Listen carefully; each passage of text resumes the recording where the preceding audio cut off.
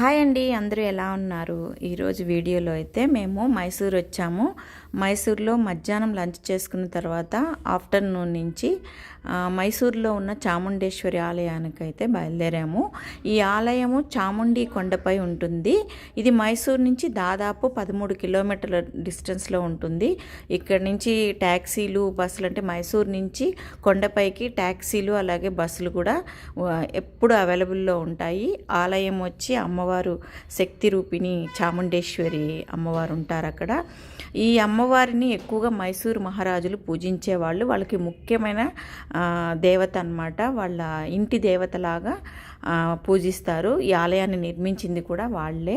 ఇది కర్ణాటక ప్రజలైతే ఏమని పిలుస్తారంటే చాముండేశ్వరి అమ్మవారిని నాదాదేవి అని పిలుస్తారనమాట. ఇప్పుడైతే ఆలయానికి, ఇది ఆలయం ఎంట్రన్స్, ఆలయానికి వెళ్తున్నాము. కొండపైకి వెళ్తున్నాము. అమ్మవారి గుడి దగ్గర అదంతా మళ్ళీ సెకండ్ వీడియోలో పెడతాను. కొండ ఎక్కే వ్యూ బాగుంటుంది, అందుకని జర్నీ వీడియో పెడుతున్నాను. తప్పకుండా చివరి వరకు చూడండి. ఖచ్చితంగా మీరందరూ ఎంజాయ్ చేస్తారు జర్నీని. Thank you so much. వీలున్నంత వరకు చివరి వరకు చూడడానికి ట్రై చేయండి. చాలా చిన్న వీడియో.